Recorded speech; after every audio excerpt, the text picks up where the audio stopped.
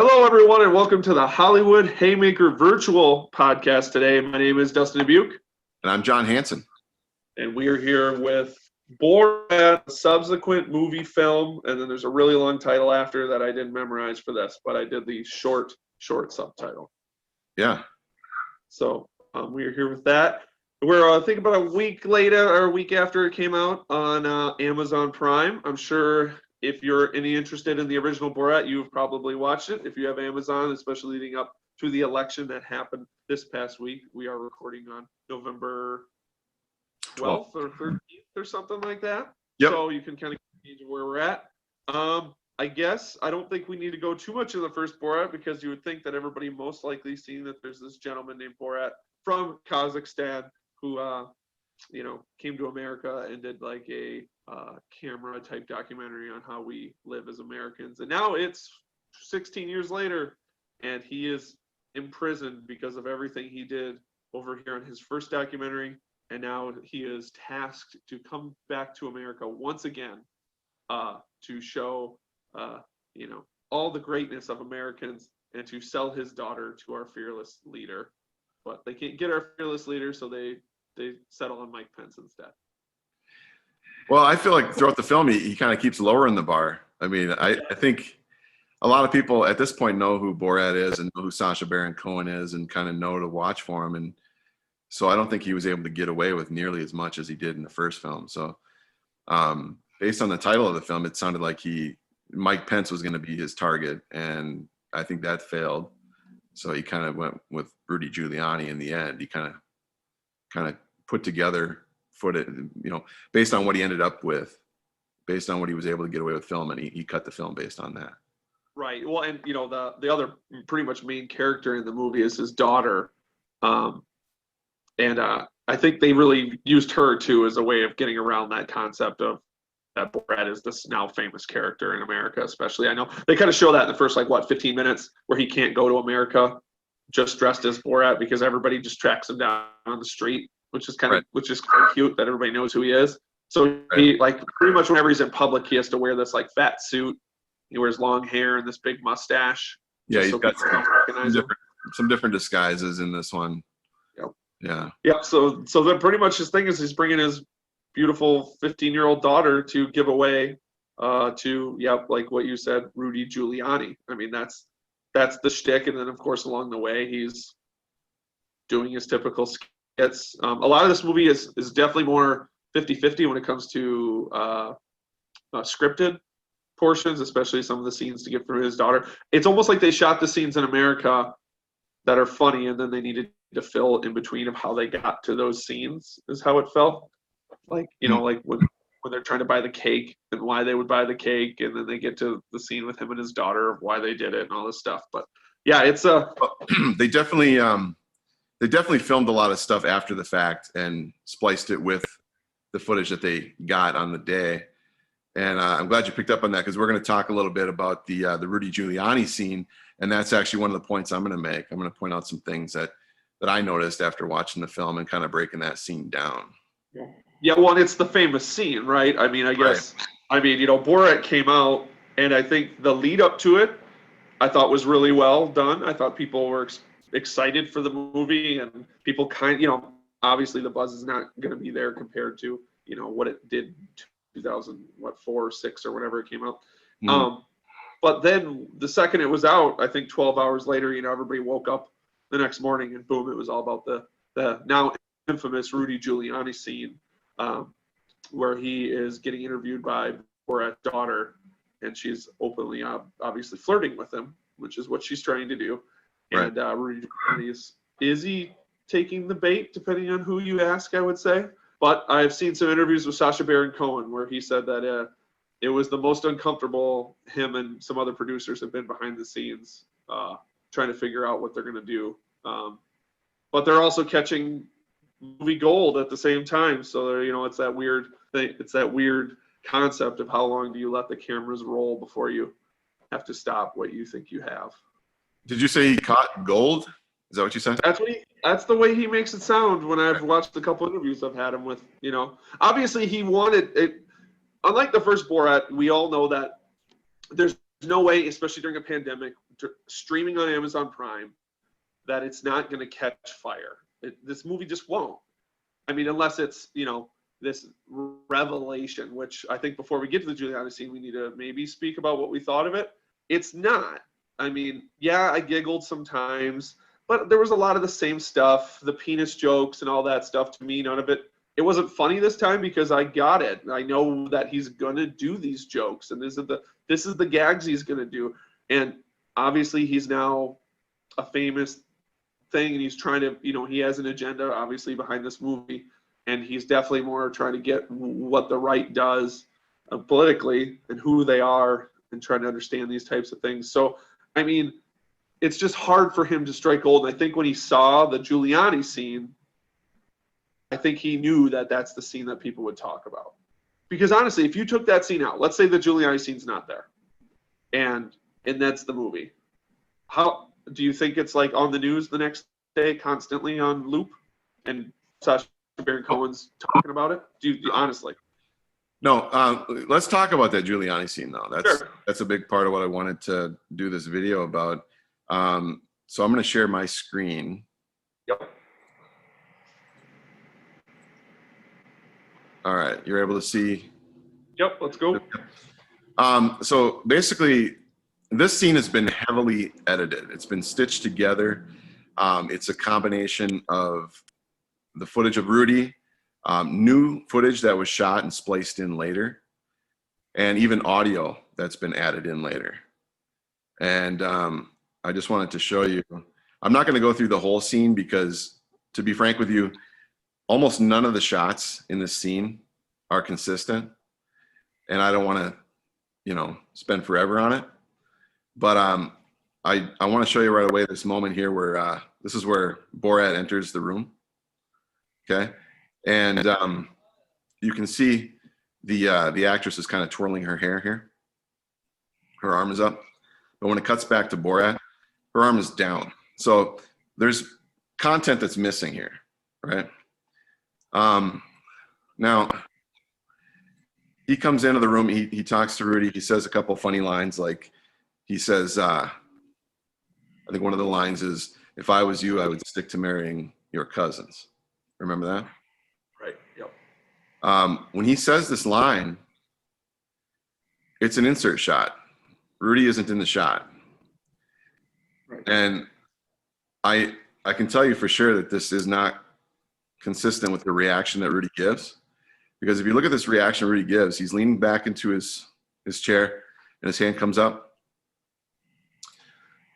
But over here on the side of the screen, you can see the actress, her hair, her shirt, and her elbow. See that? And that's actually consistent with later in the scene, after she gets up to check the audio. Right here. And you'll actually see him right here give the same look. Sure, because he's looking at what they're doing. Right. Right there. That's the same look. In fact,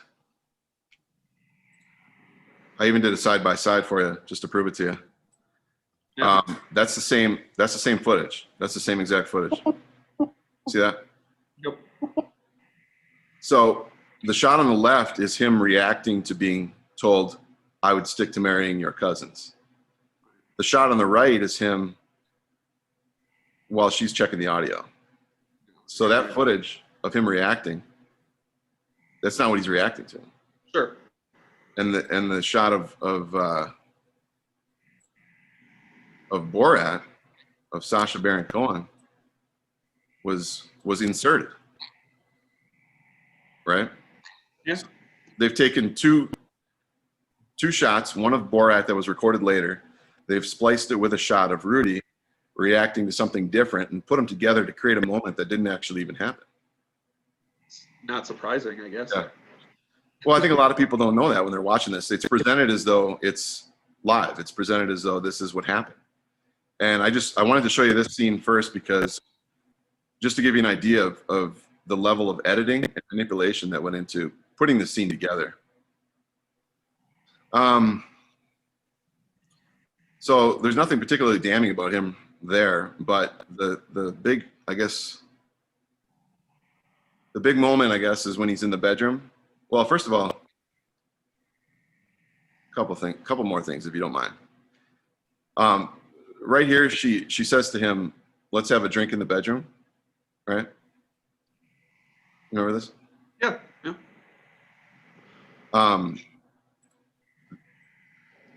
She's facing away from camera when you hear this audio, so it's very possible this audio was added on. Right. Sure.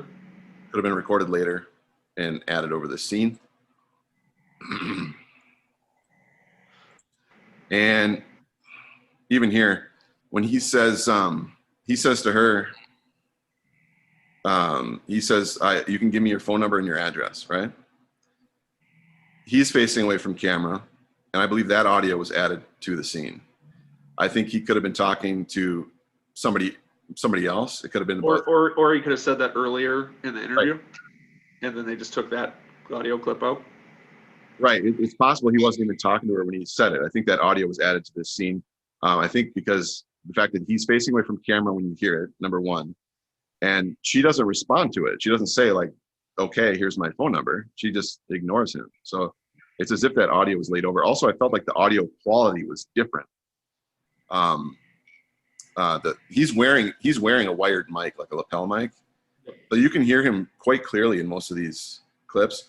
But that audio of him saying, "You can give me your phone number and address," the audio quality I don't think is the same. I think it's very possible that he was talking, before the interview began, he could have been talking to a producer. It could have been something business related. It could have been completely unrelated. When he came in, he did have somebody with him. And Of course. there's also a man here who lets them in. So they're not alone in that room. There's other people there. Of course. Yeah. But the big scene that everyone's talking about is, I guess, when he tucks his he says he tucks his shirt in, right? Sure. And people are saying that's not what's happening here. But I want to show you a couple things.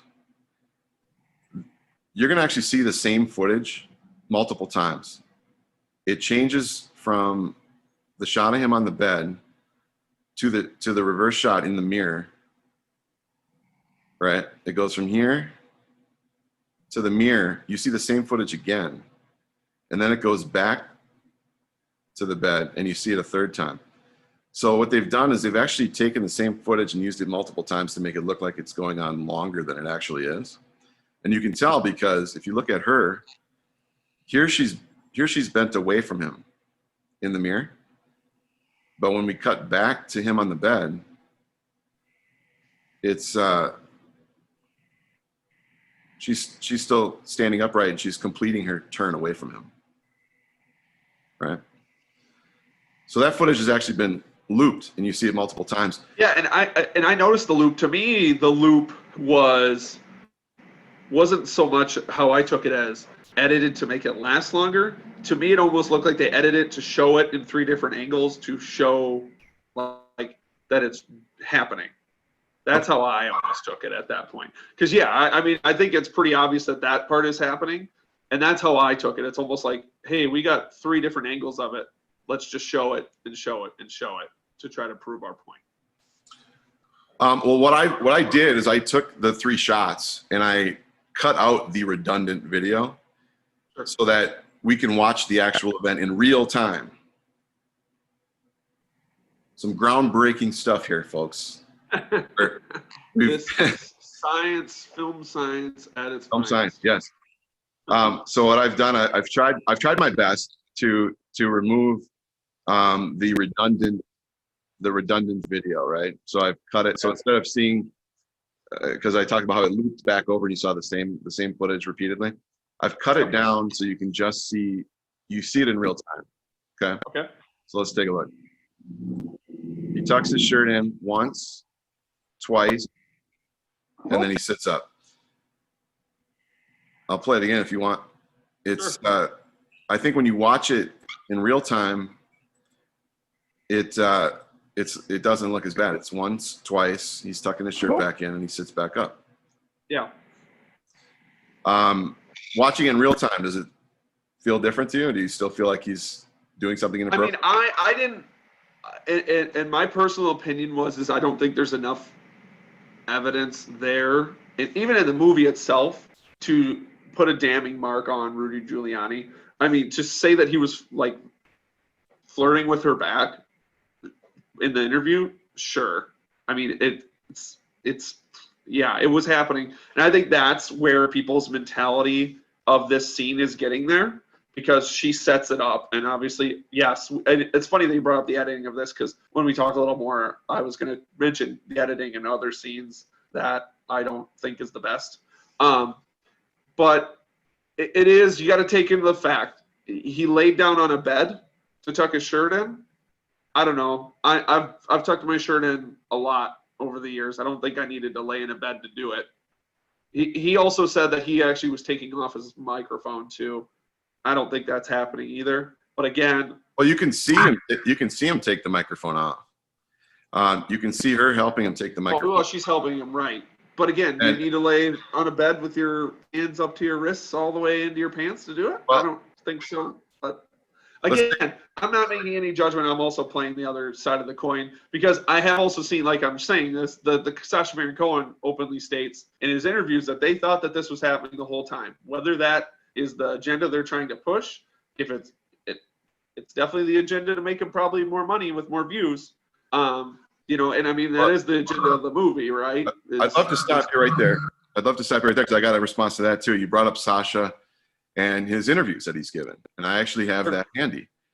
He did an interview for Good Morning America, and they're gonna. I want to play this for you, because if you listen to what Sacha says, he doesn't make any statements. He actually makes a non-statement. I think his lawyer. Yeah, he makes a non-statement. Totally. He says, here's what he says, and I'll play it for you too. He says, Rudy did what he did. Right. Well, what is that? Exactly. That's a non-statement. He says, it was pretty clear to us. What was pretty clear to him? You see, he's deliberately not stating what he thinks Rudy did, because he could probably be sued. I think his lawyer helped him with this statement. Well, he's getting sued anyway. But he may win. Anyone can be sued. He may win. He deliberately doesn't make statements about what Rudy did. And also, he gave a similar interview to Stephen Colbert, where he gives verbatim the same statement. I think his lawyer helped him with it, but I'll play it for you. Can you hear the audio on my computer? You got to play it. Let me hear. I want to say what Giuliani tweeted. He said, the Borat video is a complete fabrication. I was tucking in my shirt after taking off the recording equipment. At no time was I ever inappropriate. If Sacha Baron Cohen implies otherwise, he is a stone cold liar.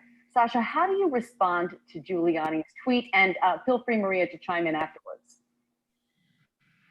Well, I would say that if the president's lawyer found what he did there appropriate behavior, then heaven knows what he's done with other female journalists in hotel rooms.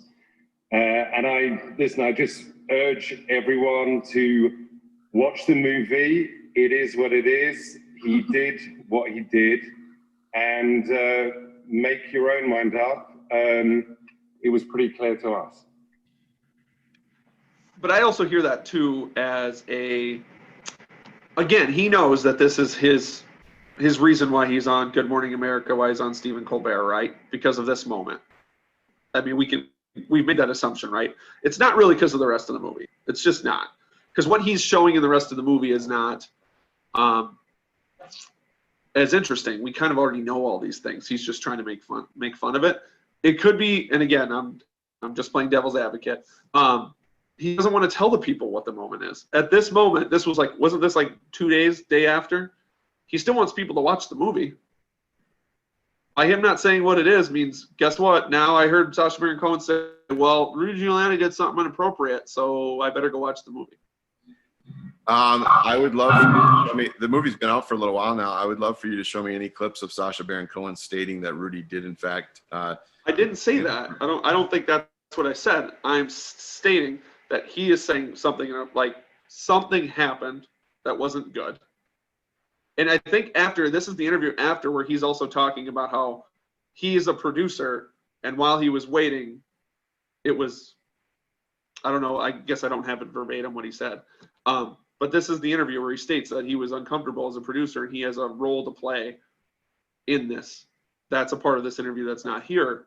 So he is insinuating, but obviously, yes, he's not stating. He's heavily insinuating, but I just feel like the footage has been manipulated and and again, going into this whole movie, I actually, when my wife and I watched it, I don't know if you have anything else to show, but if you don't, you should close back on screen. I do, but okay. I guess I didn't really have a plan to talk about this part the entire time because I thought that there was other bad editing. I thought that, and I guess if you're going to keep going with this, I won't move on to a different part of the movie or anything. But I thought that there were some poor editing choices in a couple other spots too.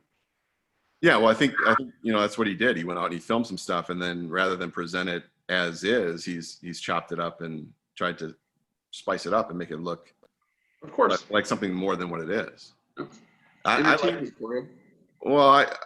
entertained by the idea of him going out in public as a character and getting reactions out of people. That to me is a prank. But to film somebody's reaction and then to juxtapose it with something else that isn't what occurred and isn't what the person was responding to, I think is a little unfair. I mean, it'd be like if I did an interview with you and I asked you a question and you said yes, and then I asked you a different question and you said no, and I edited it so that it looked like you were saying no to the thing you said yes to.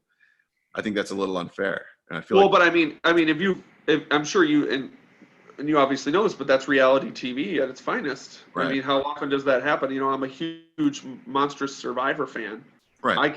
Me and my wife can tell you all the cuts that they make and the bad editing and the way they edit it is they make a story that does not exist. Exactly. It's amazing. Exactly. And that's what's happened here. And that's really the point I just wanted to make was that, this is a story that didn't happen. I've got some interview clips from Rudy where he talks about his experience. This is recorded right after it was okay. It's just a brief thing. I found this on YouTube. He wanted to try to talk me into getting a massage. That was going to be the deal. He was going to get a massage. I was going to get a massage. You should have taken it. That's phase 3. Phase 3 massages are back. No. He was going to first try to get me to have a massage either from that girl or somebody that theoretically came from the hotel. But then he was going to come in and massage me. So Rudy is saying that they had set this up as a potential massage scene, and that would explain why they had the camera on the bed. But Rudy says that he turned down the massage. Basically, what they wanted to do was they wanted me to have a massage bite. When I heard the word massage, immediately no. So he's saying that he turned down the massage and left. And I just want to show you one last thing, if I could. It's just, I'm just trying to really hammer this point home. But when let me find it. When they present this as though he's sitting up because he's reacting to Borat entering the room, right? That's the way it's presented in the movie. He supposedly was interrupted by Borat. But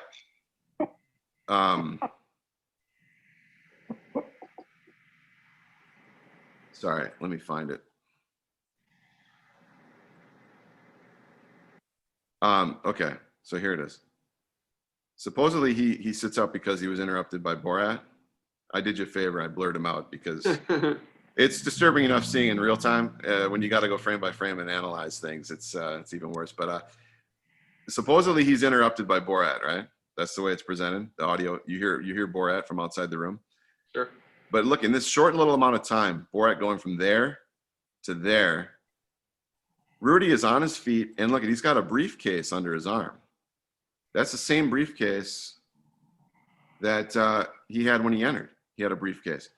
So this shot of him exiting is not because he was interrupted by Borat. This is him leaving because he's leaving. Right. And this is Borat coming into the room because he's probably watching from another room and he realizes it's over. He's leaving. He's turned down the massage. He's grabbed his briefcase. He's gotten up. He's exited. And Borat comes in and stops him and makes a scene. Yeah. No, I kind of thought that when it happened too, because it didn't make sense how Borat. It's not like Borat was standing outside the door, because he had to have been a ways away. Because of course it's Rudy Giuliani. There's going to be security everywhere. Yep. So there's a lot more. Yeah, I agree with that for Right. sure. Yeah, I thought that even when it happened, because Mhm. there's no, not like Borat's waiting outside the door to jump in there at that second, because This is an insert. This is an insert shot. For them to have gotten that, there would have to have been a camera almost right where Rudy is standing. Sure. And then also his hands don't match. I mean, I could go all day long and talk about the inconsistencies in this scene, but his left hand here is up, his right arm is down, but when you cut to the other angle, both hands are up. So I mean, well, that's normal for almost any movie, though. well, one where you've taken shots that you filmed later and added them to shots that were filmed earlier. Sure, yeah.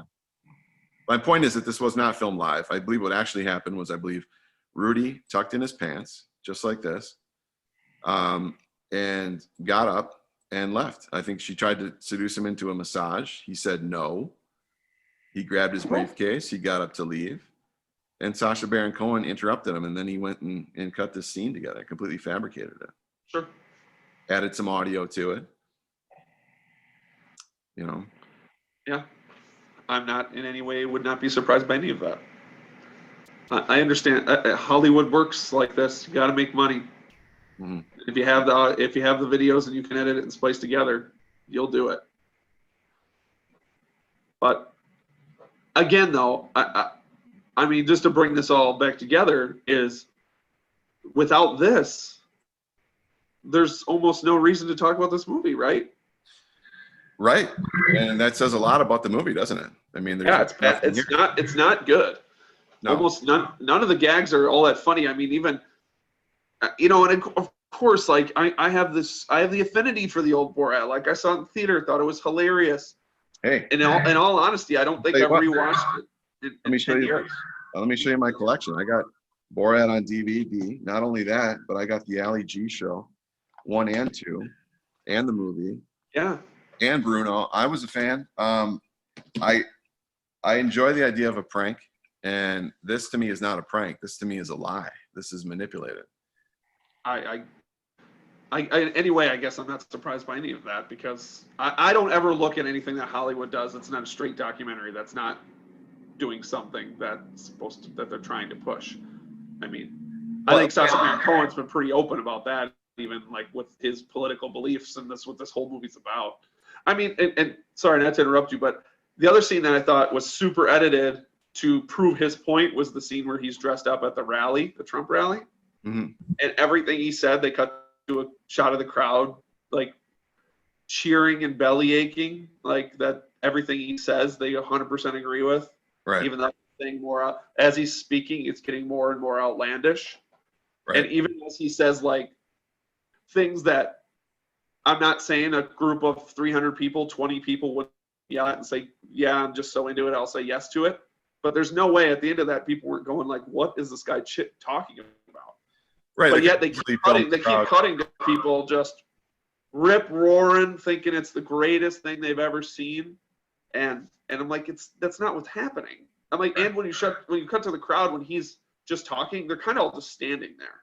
So there's a solid chance the camera crew's been there all day, mm-hmm. hoping to get some shots of people cheering and yelling at something. Right. And of course you're going to get that. Mm-hmm. And I thought that the whole time when I was watching that scene. I'm like, scene's not good because you're trying to you're faking everything that's going on, mm-hmm. that this is happening. It's just not. Right. But again, yeah, and the movie's not funny. Yeah, I agree.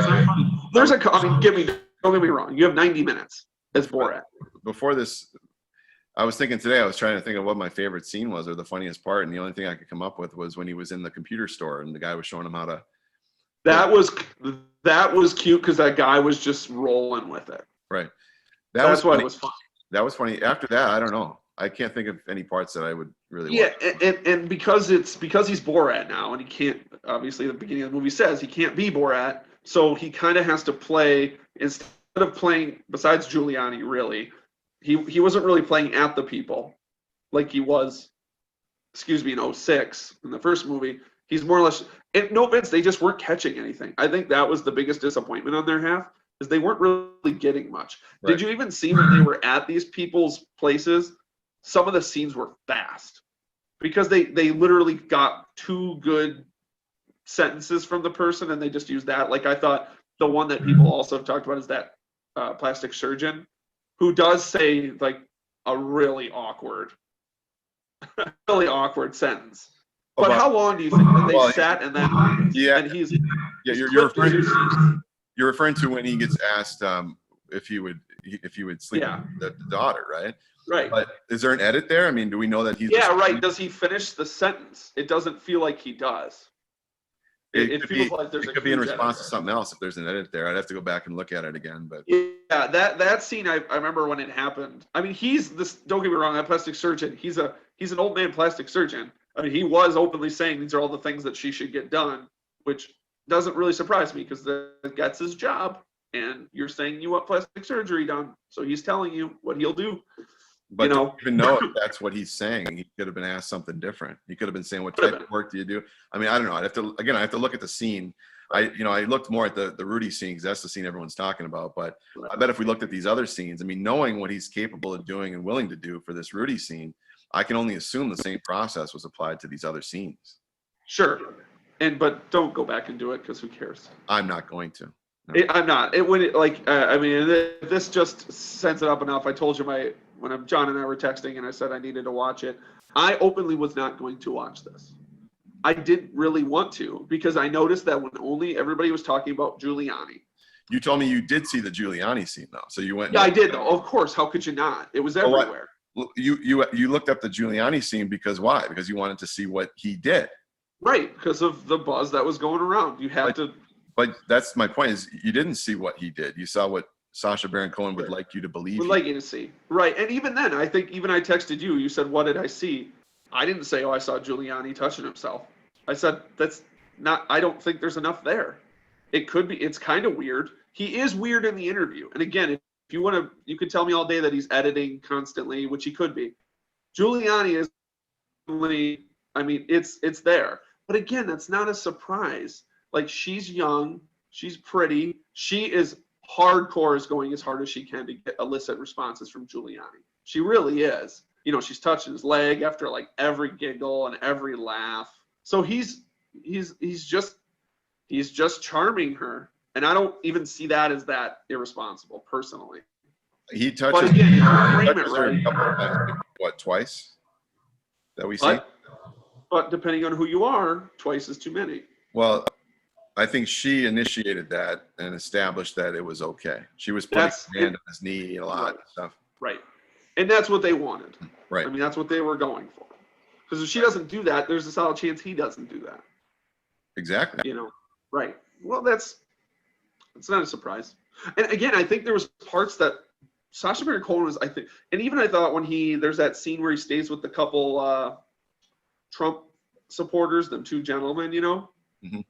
What they were saying in 2020, is it really that shocking?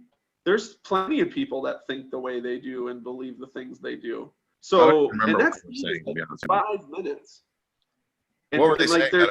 I don't even remember. Oh, it's just, like Hillary and them, or, the QAnon stuff where they have the sex ring, and it all started with the Clintons. They said that. They talked a little bit about QAnon. They talked about how the Democrats created the virus. It's like, yeah, that stuff, depending on who you are, sounds ridiculous, but there's plenty of people out there do it. So like now in 2020, when you hear people say that, it's like, you're not like catching these people. They just exist. And I just want to point out again that we don't know how much this was edited. He could have asked him, what types of things are people saying? Sure, of course. This person could be responding, not stating it himself, but speaking on others' behalf. You know what I mean? Right. But saying those things to me isn't unflappable because people do believe those things and people do say those things. Mm-hmm. So, but again, it was almost like, oh, look at what we showed. It's like, if I went on a certain Facebook page and looked at the comments, it's people say those things. And again, I just don't think they got the stuff they wanted. I really don't. And that's why you said they had to edit it to make it look. And that's the reason why half the film is the setup with, you know, the daughter in Kazakhstan and all that stuff, because there's not enough film here. Like, there's not enough movie here to be a movie. So they had to. Yeah, and they fabricated it. Yeah, and it's unfortunate because it was not a very good movie. Like I said, my wife fell asleep 58 minutes in, and I stopped it because I'm like, oh, I'll finish it with her. And that was 3 days ago. At no point did she say, let's finish Borat. Yeah. So before this video, I had to watch the other 37 minutes. Well, and I'd probably, if I didn't make this video, there's a solid chance I maybe wouldn't have finished that 37 minutes. Yeah. So, yeah, it's unfortunate, you know, but it is what it is. No offense, if you were going to watch Borat, you would have watched it already. And now it's going to literally disappear. This movie will disappear. Well, I just wanted to speak a little bit on the truth of what I saw in that scene with Rudy Giuliani, because I feel like it's being reported inaccurately, you know. Yeah. Well, it's not being reported at all because nobody cares. Yeah. Well, maybe they figured out that it wasn't really as real as it looked. Yeah. I started. And that was the second time I went back and watched it a second time because Rudy said that he was just tucking in his shirt, and I was actually fooled the first time I saw it, to be honest with you. And I went back and I watched it a second time to see if I believed what he was saying. And that's when I started to notice things. And I noticed that the footage was looped 3 times, that we saw it from different angles. That's something I didn't notice the first playthrough. And so I started to look at the scene from the beginning again, and I started to notice a lot of inconsistencies. I mean, I could literally go shot by shot if I wanted to spend time on it and show you from this shot to the next, to the next, to the next. You see all these jump cuts throughout that whole scene. So it's all been stitched together, rearranged, you know. Yeah, I mean, and after you show it, I mean, the whole thing is, even after like the first thing you showed them, like, it just feels like like what they do in reality television. That's all it is.